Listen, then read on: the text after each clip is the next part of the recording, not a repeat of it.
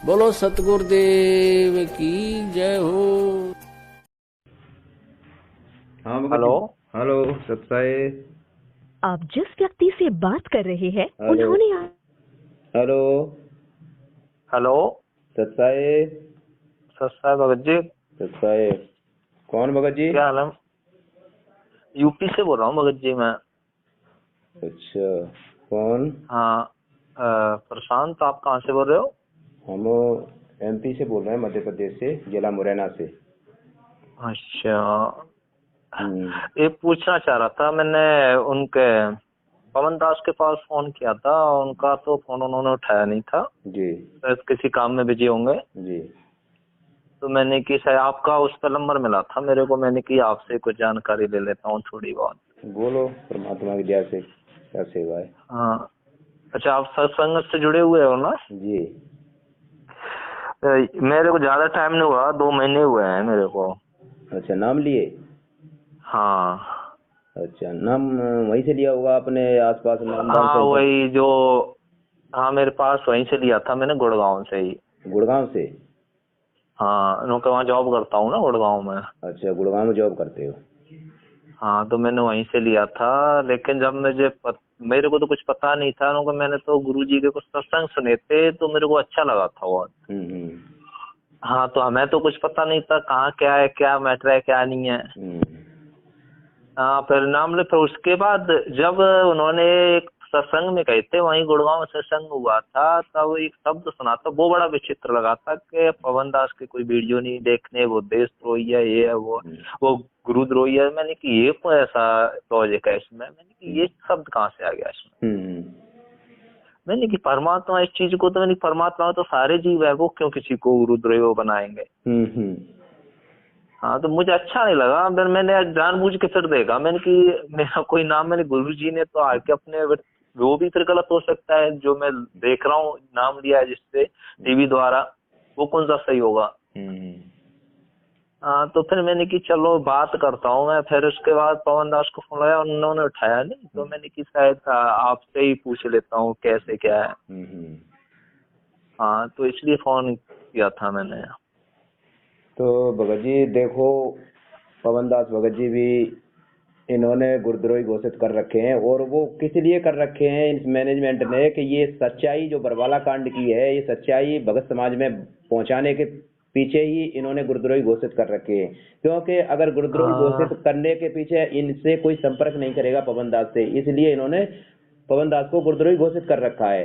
क्योंकि उसके के वीडियो मत देखना है। तो बताइए, अगर हम किसी चीज को नहीं देखेंगे तो सत्य सत्य कैसे मालूम पड़ेगा? सत्य बात है, यही चीज है ना। तो पहले आप देखो, उस पवन दास की वीडियो देखो, उसमें क्या पवन दास जी कह रहे हैं और सत्य सत्य क्या है। आपको अच्छी लगे तो आप उस बात को स्वीकार करो, जो गुरुजी के ज्ञान से आधार से मेल खाए तो स्वीकार करो। अगर पवन दास अपनी तरफ से कुछ कहे तो बिल्कुल स्वीकार मत करो। देखो, साधु संत भक्त परमात्मा के लिए ही प्रयत्नशील होते हैं। जो भक्त हैं उनको भी भगवान की तलाश है, इसलिए वो किसी गुरु के पास गए हैं। और गुरु जो पद पे प्राप्त बैठा है वो भी तो भगवान के लिए ही घर से निकला है, उसने प्रयत्न प्रारंभ किए हैं तो परमात्मा के लिए किए हैं। आज ठीक है, वो गुरु पद पर बैठ गया और बहुत से शिष्य भी हो गए हैं, तो उसने पुनः विचार करना पड़ेगा, क्योंकि उसको परमात्मा की आवश्यकता है।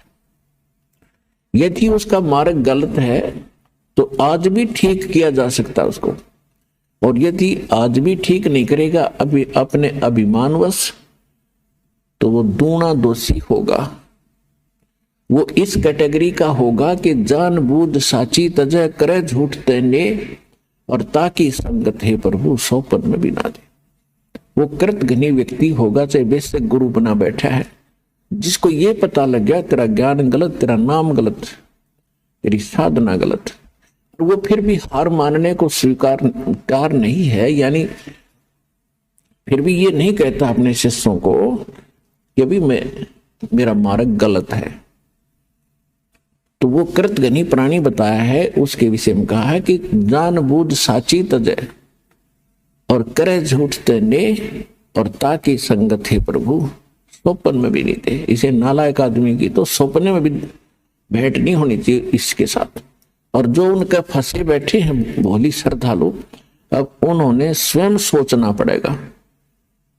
अगर वो गुरु होगा और भगवान की खोज में होगा तो पहले वो कहेगा अपने शिष्यों को, क्योंकि जो दास ज्ञान देता है सबसे पहले खटक उन गुरुओं को लगती है, क्योंकि उनके विषय में बोला जा रहा है कि उसका ज्ञान गलत, राधा स्वामी पंथ का ज्ञान गलत, उनके नाम गलत, उनकी साधना गलत। धन सतगुरु सच्चा सौदा सिरसा और जगमाल वाले के बारे में कहा जा रहा है, उनका नाम गलत, उनका ज्ञान गलत, उनकी भक्ति गलत, उनका रास्ता गलत। और जितने भी ये ब्रह्मा विष्णु महेश के पुजारी, आसाराम सुधांशु जी, ये कुमार स्वामी, ये इनका सारा मार्ग गलत। और ये 3 देव की भक्ति करते हैं, इनमें जीव का मोक्ष नहीं। तो इनको सबसे पहले इस बात पर जोर देना चाहिए। ये क्यों कह रहा रामपाल दास, इसका उद्देश्य क्या है? कम से कम उद्देश्य जानकर हमारे सदग्रंथों को, लिटरेचर को पढ़ रहे ये संत दास की उनसे विनम्र प्रार्थना है, उनका भी जीव रक्षा होगी। उनके अंतर्गत जो भोले श्रद्धालु फंसे पड़े हैं उनको संत मान के, संत वही होता है जिसके पास पूर्ण ज्ञान हो। और साधना ठीक है नहीं तो भक्त नहीं है, ना वो गुरु है, वो तो एक अपना जीवन नाश कर रहे हैं। तो उनसे दास उनके हित के लिए कह रहा है। जैसे कोई रास्ते में जा रहा है और काफी लंबे सफर पर पहुंच गया और वहां उसको कोई टोक रहा है, कहां जा रहे हो भाई, तो उस स्थान का नाम बताते हैं और वहां कोई व्यक्ति खड़ा है, वो कहता है ये रास्ता ठीक नहीं आपका, आप बहुत गलत जा रहे हो। तो उस व्यक्ति को क्या करना चाहिए? 1, 2, 4 और से सलाह लेनी चाहिए, भी सचमुच मैं जा रहा हूं, ये मार्ग ठीक है कि नहीं। और उसके साथ झगड़ने लग जा कि तू क्यों बोल रहा है मेरे मार्ग को गलत, तूने कैसे बता दिया गलत। तो ये बुद्धिमान का काम नहीं, ये तो महान नीच व्यक्ति करता है ऐसा व्यवहार। कोई कहता है भी तेरा रास्ता ठीक नहीं, तो उसने धन्यवाद करना चाहिए इसका और सोचना चाहिए भी बता कैसे गलत जा रहा हूं, मेरा विश्वास दृढ़ कर कि मैं गलत जा रहा हूं। तो और नहीं तो मैप हमारे पास है, उस नक्शे को, उस मानचित्र को सामने धर ले और भाई तू यहां खड़ा है, ये शहर है और आप जा रहे हो दिल्ली, और आप हिसार से चल के आगे सिरसा, ये सिरसा यहां पर है और दिल्ली इधर है, तेरा मार्ग इसलिए गलत है।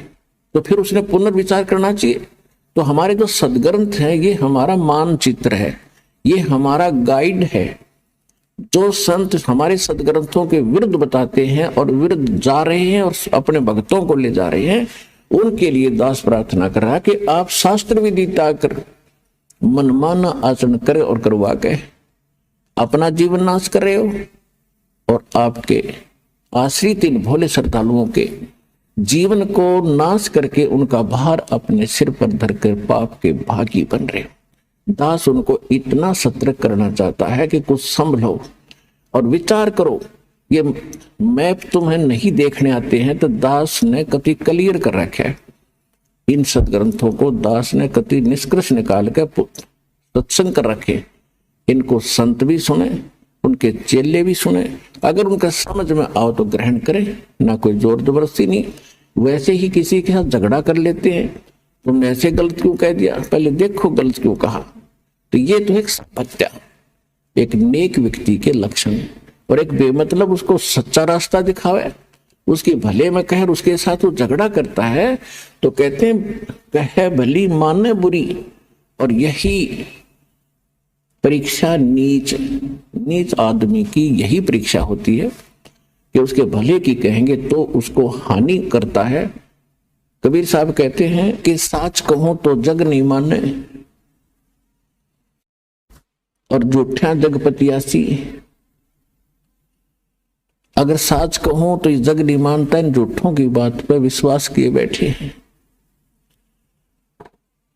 तो दास का जो उद्देश्य है, कहने का भाव ये था, परमात्मा और स्वामी रामानंद जी की जो चर्चा चल रही थी,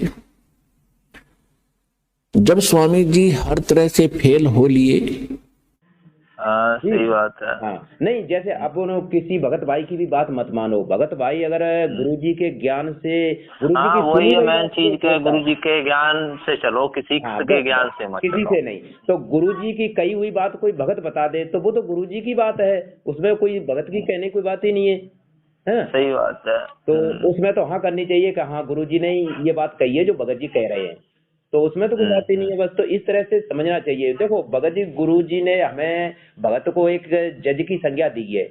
जज क्या है कि सही दोनों बात तरफ है। की बात सुनता है, दोनों तरफ की बात सुन के तब वो निर्णय लेता है कि नहीं? सही बात है। तो वो ठीक तो है। सत्य हाँ, है ना। तो परमात्मा कहते हैं कि कहे कबीर सोई जन मेरा, जो नीर खीर का करे निवेरा।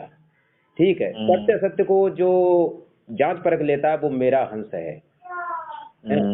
तो सही बात है। तो परमात्मा, अब आपने नाम ले लिया, कोई बात नहीं। आपको जो भी शंका है आप मैनेजमेंट से भी जो भी उनसे सुन रहे हो, फिर पवन दास की भी बात सुन लो, फिर दोनों का मिलान करो कि भाई ये क्या मामला है, इसमें पवन दास क्या कह रहे हैं। तो वो तो केवल भगत जी, अब ये जो बरवाला कांड है आपने अभी नाम लिया है, बरवाला कांड कैसे हुआ, क्या हुआ, वो सारी जानकारी आप ले लोगे ना, तब आपको पता चल जाएगा फिर ना। मैंने देखा था पवन दास का जो फेसबुक, उस पे फेसबुक अकाउंट पे काफी चीज उन्होंने फोटो डाल रखे हैं, काफी कुछ। हाँ। मैंने वो भी देखा था कि कहाँ उसने, महेंद्र है जो उनका भाई, हाँ हाँ उसने वो वहाँ गुरुजी की फोटो उससे कंप्यूटर से लगवा रखी है और ऐसे ऐसे वो अपने नाम करवा रखा है।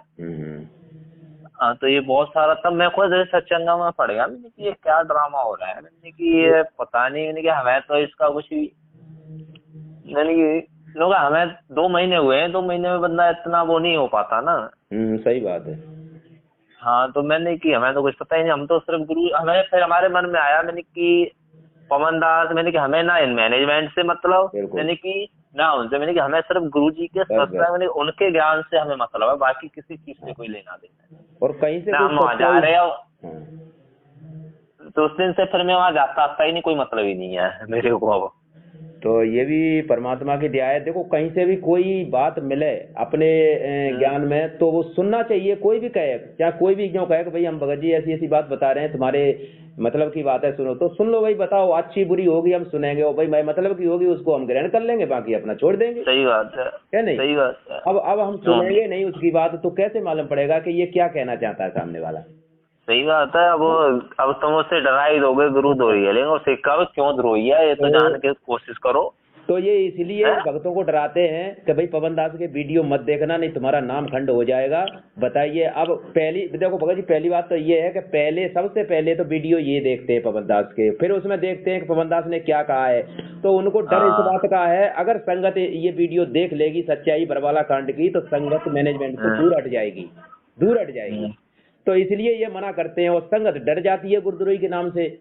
उनको अपने तत्व ज्ञान से परिचित कराता है, क्योंकि पिछले संस्कारी जो हंस होते हैं, वो चाहे शिक्षित हैं चाहे अशिक्षित हैं, वो भगवान के मार्ग में घनी आनाकानी नहीं करते, वो चतुर नहीं होते, वो सादे होते हैं। तो उन सादे लोगों का, सादे भक्तों का नाजायज फायदा उठा लिया नकली गुरुओं ने, क्योंकि सभी ये कहता है भक्त, श्रद्धालु भक्त वृंद, कि भाई भगवान के का जो मार्ग है, भगवान के ज्ञान में तर्क वितर्क नहीं होना चाहिए, तर्क वितर्क का विषय नहीं है। जबकि कबीर जी ये कहते हैं कि भगवान का मार्ग तर्क वितर्क का विषय है।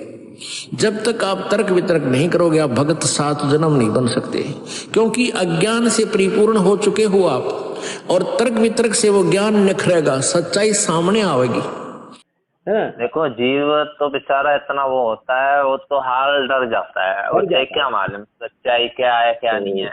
तो देखो गुरुद्रोही के लिए तो परमात्मा ने हमें वो रोज पढ़ने के लिए नित्य नियम दिया हुआ है, उसके अंदर लिखा हुआ है हम रोज पढ़ते हैं, ठीक है। तो उन वाणियों से आप लगा लो कि भाई ये भगत में ये लक्षण मेल खा रहे हैं कि नहीं खा रहे हैं इन वाणियों से। उससे वाणी तो बहुत कुछ कहती है उसकी, जो गुरुजी के मैं सत्संग, हाँ गुरुजी के सत्संग सुनता हूँ, तो उनमें बहुत कुछ छुपा हुआ है। हाँ, नहीं तो वो हर वक्त, देखो गुरुद्रोही के सीधे सीधे लक्षण है कि गुरुद्रोही सबको ही कहे, और गुरुद्रोही न जाने कोई, जो गुरु की निंदा चुगली करे वो गुरुद्रोही कहावे सोई। वो तो है ही। ठीक है भगत जी, देखो गुरु और द्रोही, यानी गुरु से द्रोह करे, बैर करे, सीधा सा अर्थ है। वो गुरुद्रोही होता है। गुरु की निंदा करे, भक्ति छोड़ दे और बुराई करे तो वो गुरुद्रोही हो गया। हाँ, उनके खिलाफ हो जाए वो हो गया गुरुद्रोही। अब आप पवन दास से उसका मेल कर लो कि पवन दास गुरुजी के बारे में क्या बोलता है। आप उसकी बातचीत देख के और आप खुद अंदाजा लगा लोगे। हाँ, मैंने सुना है पवन दास के भी 2-3 वीडियो देखे हैं मैंने, जो काफी मेरे को ठीक लगा। मैंने पवन दास से बात करता हूँ भाई क्या है क्या नहीं थोड़ा बहुत, फिर उसके बाद मैं पवन दास से यही बोलना चाह रहा था कि मेरा ये भी नंबर आप उसमें ही डाल देना संसद। मैंने कहा मुझे सिर्फ मैं परमात्मा के अलावा मैं किसी को नहीं मानता। तो अब देखो भगत जी, अब ये है ठीक है, आपने अनजाने में जैसे नाम ले लिया, अभी जो भी लिया है तो आपने नाम ले लिया, नाम परमात्मा का। वैसे तो इनको आदेश नहीं है। गुरुजी सत्संग में आपने सत्संग चलो अभी सुन रहे हो, कब से सुन रहे हो आप सुनना। परमात्मा ने सत्संग में कहा है कि इस पृथ्वी पर 21 ब्रह्मांड में इन तीनों मंत्रों का नाम दान देने का कोई अधिकारी नहीं है। हाँ, मैंने बाद में वीडियो देखा था ये गुरुजी का। तो आप बताइए इनको कब गुरुजी ने नाम देने का अधिकार दे दिया, मतलब बरवाला खान के नाम दे दिया इनको? तो ये पहले तो मैं तो उसी हाँ तो वही तो मुझे डाउट आया। मैंने कि फिर तो हम लेके मैंने कि तो सब है, मैंने कि इसका कोई वो नहीं है। लेकिन हमारे मन में कि इस मन में हम सिर्फ परमात्मा का ही रखेंगे, अपने गुरु जी का। मैंने कि आएंगे फिर हम उनसे द्वारा अपना बोलेंगे गुरुजी आप दो। अब ये अब आगे भगत जी ये है ठीक है, आपने नाम ले लिया, आप जो भी मिला है और ये सारी मर्यादा में रह के जो गुरुजी की मर्यादा है, सारी मर्यादा भक्ति नियम पूरे बराबर करते रहो, ठीक है। और वो नाम जो मिला है वो परमात्मा का है, करते रहो, कोई बात नहीं। पर इनका संपर्क आपको छोड़ना पड़ेगा अभी से। इनका संपर्क नहीं करना बिल्कुल भी। हम तो जाते ही नहीं ना किसी से बात करते, कोई मतलब ही नहीं हमें तो। कोई भी इनका संपर्क ना करो, ना तो इनके किसी भी क्रिया में इनके भाग मत लो। घर बैठ के भक्ति करो, परमात्मा के नियम मर्यादा में रहो और अपना घर सत्संग सुनो, ठीक है। और अपना जो भी दान धर्म का आपका जो भी बने भक्त को जो बनता है, आप अपना दान धर्म इकट्ठा करके रखते रहो। जिस दिन परमात्मा आ जाए उनके हाथ में दान सौंप देना, ठीक है। क्योंकि परमात्मा कहते हैं कि दान केवल सुपात्र को दिया जाता है। दान केवल परमात्मा ही लेने के अधिकारी हैं और कोई यहाँ लेने का अधिकारी नहीं है। सही बात है। ऐसे तो कोई दो क्या कर रहा है आपको क्या मालूम। बिल्कुल, तो ये यही हो रहा है। देखो दान भगत दे रहे हैं इनको, जो अनजाने में गुमराह हो रहा है। और ये क्या कर रहे हैं, ये राजनीति कर रहे हैं, आरक्षण कर रहे हैं, जाटों को जाट आरक्षण में चंदा दे रहे हैं। बताइए ये दान फलेगा परमात्मा भगवान के बच्चों को? संत रामपाल जी ने जो आपको समर्थन दिया, इस बारे में आपकी क्या राय है? हमारा संत रामपाल जी को और उसकी संगत को बहुत बहुत धन्यवाद। और उन्होंने हमें आज 11 लाख रुपए चंदा देकर भी आंदोलन में भी मदद की। और मैं तो ये कहना चाहूँगा कि संत रामपाल जी के ऊपर भी जो जुल्म हुए और उस जुल्म को जब वे उनके दर्शन करने उनके शरणार्थी जाते हैं तो उस पर भी तमाम अत्याचार किए जाते हैं, लाठियाँ बरसाई जाती हैं। अपनी सरकार उनको तंग कर रही। और जो आर्य समाज के उनके बीच में डिस्प्यूट है उसको भी दूर कराने की कोशिश करेंगे, क्योंकि हम खुद आर्य समाजी हैं। हम खुद आर्य समाजी होने के नाते ये चाहते हैं कि समाज में जो भेदभाव हुआ वो सब दूर हो और सब मिलकर एक जैसे एक जो सरकार है जो अन्याय करती है उसके खिलाफ सब मिलकर खड़े हो। तो अगर किसी आर्य समाजी भाई को इस वजह से कोई ठेस पहुंचती है तो हम उससे भी बात करने के लिए तैयार हैं। अपने गिले शिकवे दूर करो, आगे बढ़ो। वो भी जाट हैं, हम भी जाट हैं। ये एक बड़ी 36 बिरादरी की मुहिम है जिसमें उन्होंने साथ दिया, इसके लिए हम धन्यवाद देते हैं। ये परमात्मा को और दुखी कर रहे हैं, कुछ नहीं कर रहे ड्रामा। परमात्मा को और दुखी कर रहे हैं, उसका ज्ञान बताएं। ये बहुत दुखी कर रहे हैं परमात्मा को, लेकिन वो परमात्मा बैठा है, वो कुछ नहीं कहेगा। उसने 27 साल ज्ञान देकर और वो चुपचाप बैठा है। परमात्मा इनसे दुखी होकर, ये तो भगत जी ये जो मैनेजमेंट वाले हैं ना, ये तो परमात्मा को माँ रहते हुए भी ये परमात्मा की बात नहीं मानते थे, अपनी मनमर्जी करते थे। ये तभी परमात्मा दुखी हो रहे थे वहां पे बहुत ज्यादा। बताओ तो शिष्य का धर्म तो यही बनता है, जो गुरुजी आदेश करेंगे हमें वही क्रिया करनी है, अपनी मर्जी कुछ नहीं करनी।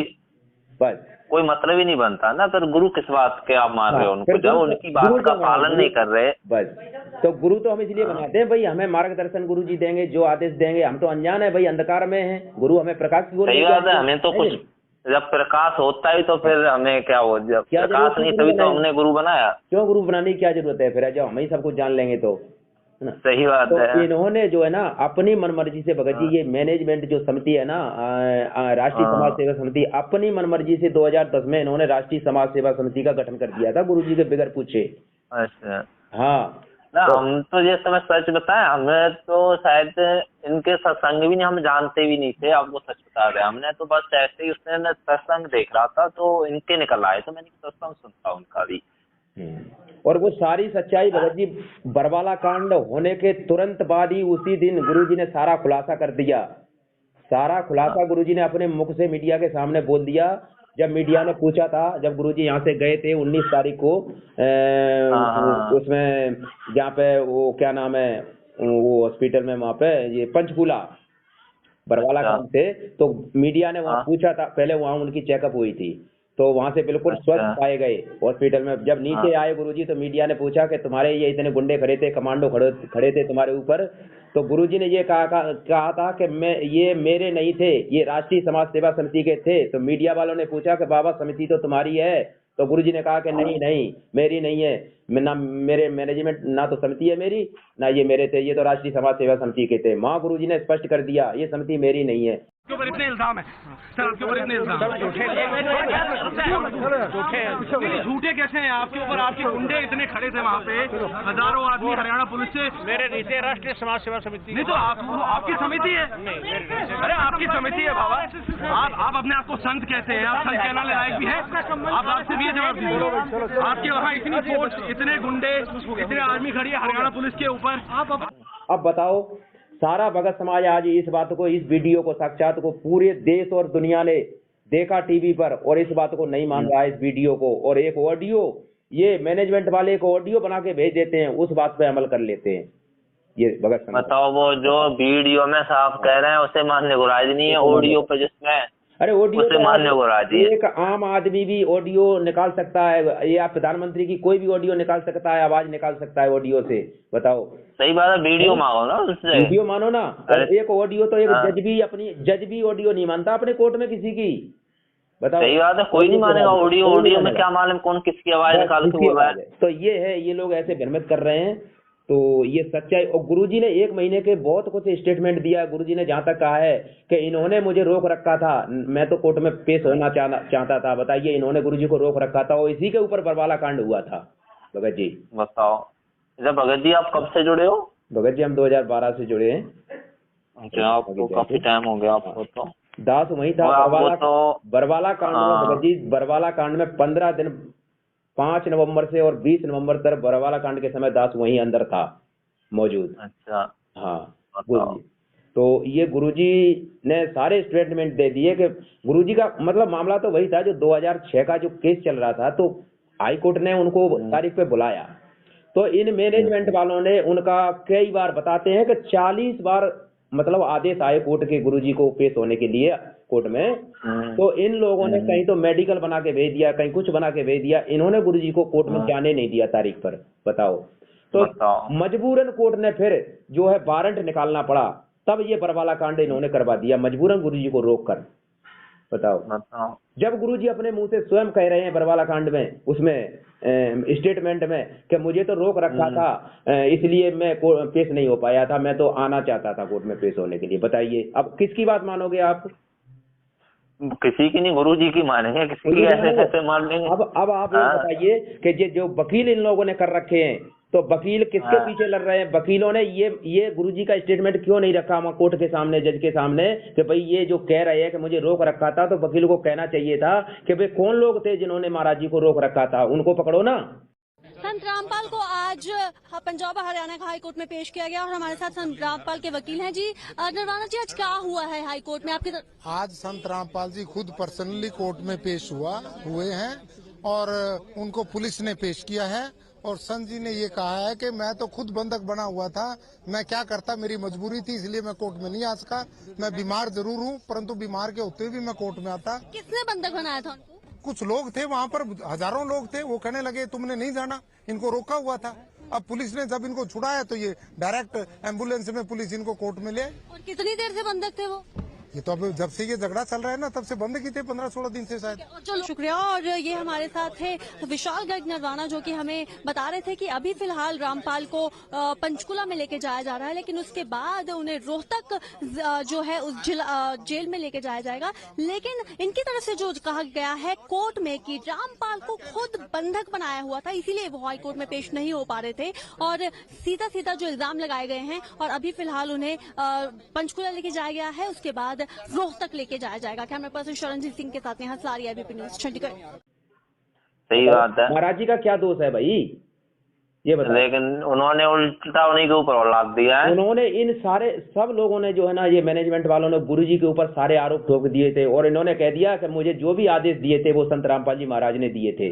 बताओ, सारा गुरुजी के ऊपर ठोक दिया, सारा वो जो है मामला था इन लोगों ने, और गुरुजी को झूठा सिद्ध कर दिया। जब गुरुजी ने ये स्टेटमेंट दिया ना, तब इन लोगों ने पेपर में कटिंग भी निकली थी, पेपर के अखबार में निकलती थी रोज हिसाब में, तो ये लोग इन लोगों ने क्या बोला कि रामपाल झूठ बोल रहा है। जो गुरुजी ने बोला था उसके ऊपर ये लोग कह रहे हैं कि रामपाल झूठ बोल रहा है। बताओ।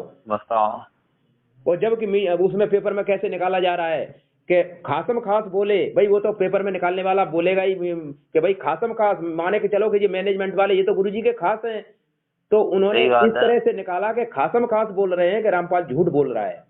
बताओ। अच्छा, इस तो परमात्मा ने माफ थोड़ी करेगा, इन्हें कैसे माफ करेगा बताओ। इन लोगों ने जो है ना, अरे ये तो बताओ, उनके पास होने के बाद भी नहीं उसने को पहचान पा रहे, तो क्या पहचान ले। तो भगत जी ये सच्चाई है। आप अभी बस इनसे बस हटके रहो, भक्ति करो और वीडियो देखते रहो, ये सच्चाई जानते रहो। ठीक है भगत जी? हाँ। ठीक है भगत जी। आपका नाम क्या है भगत जी? दर्शन दास, जिला मुरैना से। अच्छा, चलो आपका लंबा